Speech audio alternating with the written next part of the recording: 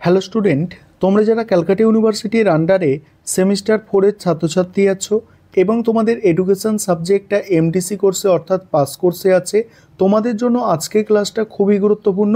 আজকের ক্লাসে তোমাদের CC5 পেপারের মক টেস্টের প্রশ্নপত্র নিয়ে আলোচনা করব। তোমাদের CC5 পেপারের নাম হচ্ছে হিস্ট্রি অফ এডুকেশন। অনেক বড় সিলেবাস তোমরা দেখেছো, আর তোমাদের সিলেবাসের মধ্যে থেকে মোস্ট ইম্পর্টেন্ট প্রশ্ন যেগুলো এবারে পরীক্ষার জন্য গুরুত্বপূর্ণ, সেই প্রশ্নগুলো নিয়ে এই মক টেস্টের প্রশ্নপত্রটা তৈরি করা হয়েছে। তোমরা মক টেস্টের প্রশ্নপত্রটা দেখে নাও, আর তোমরা যারা ইংলিশ ভার্সনের স্টুডেন্ট আছো তোমরাও আজকে ক্লাসটা দেখো, কারণ মক টেস্টের প্রশ্নপত্রটা তোমরা ইংলিশেও পেয়ে যাবে। এর আগে আমি তোমাদের এই পেপারের সাজেশান দিয়েছি, আজকে তোমাদের মক টেস্টের প্রশ্নপত্রটা আলোচনা করছি।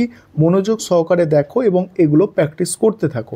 দেখো, তোমরা জানো যে তোমাদের একের দাগে প্রথমেই যেটা থাকে 3টে প্রশ্নের উত্তর লিখতে হয়, সেখানে 10 নম্বরের 3টে প্রশ্ন অর্থাৎ 30 নম্বর থাকে। আর এই মক টেস্টের প্রশ্নপত্রটা তোমাদের পরীক্ষার প্রশ্নপত্র যেমন হবে সেই রকম মডেলে সাজানো হয়েছে, অর্থাৎ প্রশ্নের কাঠামোটা সেইরকম রেখেই সাজানো হয়েছে।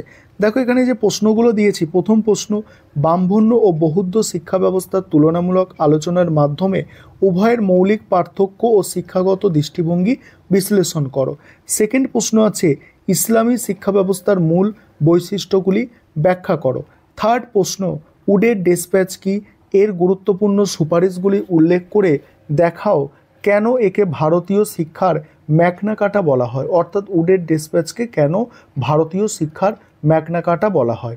তারপরে আছে, জাতীয় শিক্ষানীতি 2020-তে প্রাথমিক থেকে উচ্চশিক্ষা পর্যন্ত যে পরিবর্তন আনা হয়েছে তার সামগ্রিক ব্যাখ্যা করো, অর্থাৎ 2020 জাতীয় শিক্ষানীতির সুপারিশ আলোচনা করো, এটাই এখানে কিন্তু বলা হয়েছে। এবারে 5 নম্বরের অর্থাৎ 5 মার্কসের প্রশ্ন। 5 নম্বরের প্রশ্ন তোমাদের 6টা দেয়া থাকে, 5টা অ্যান্সার করতে হয় এবং এক একটা 5 নম্বর করে টোটাল 25 নম্বর হচ্ছে এখানে। এবারে 5 নম্বরের প্রশ্ন যেগুলো মক টেস্টের প্রশ্নপত্রে রেখেছি দেখে নাও। আরেকটা বিষয় তোমাদের বলার আছে, তোমাদের জন্য অনলাইন কোচিং ক্লাস চলছে। তোমরা যারা পরবর্তী সেমিস্টার অর্থাৎ 5th সেমিস্টারে অ্যাডমিশন নিতে ইচ্ছুক এই নম্বরে যোগাযোগ করতে পারো, বা তোমরা যারা এই সেমিস্টারে স্টাডি মেটেরিয়াল পারচেস করতে চাইছো এই নম্বরে যোগাযোগ করতে পারো।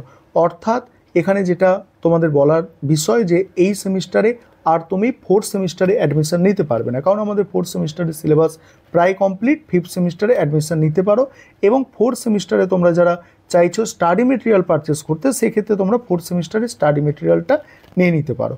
এবার 5 নম্বরের প্রশ্ন যেগুলো রেখেছি দেখো, প্রথম প্রশ্ন আছে, গুরুকুল বলতে কী বোঝো? গুরুকুলের শিক্ষা পরিবেশ ও শিক্ষক ছাত্র সম্পর্ক কেমন ছিল? তারপরের প্রশ্ন, ব্রাহ্মণ্য শিক্ষা ব্যবস্থার 5টি প্রধান বৈশিষ্ট্য। ইসলামীয় শিক্ষা ব্যবস্থার প্রধান উদ্দেশ্যগুলির যে কোনো 5টি লেখো। তারপরে অ্যাডামসের রিপোর্টে দেশজ শিক্ষা ব্যবস্থার গুরুত্ব কিভাবে তুলে ধরা হয়েছে ব্যাখ্যা করো। তারপরে আছে দেখো, কোঠারি কমিশনের প্রাথমিক শিক্ষা বিষয়ক সুপারিশগুলি লেখো।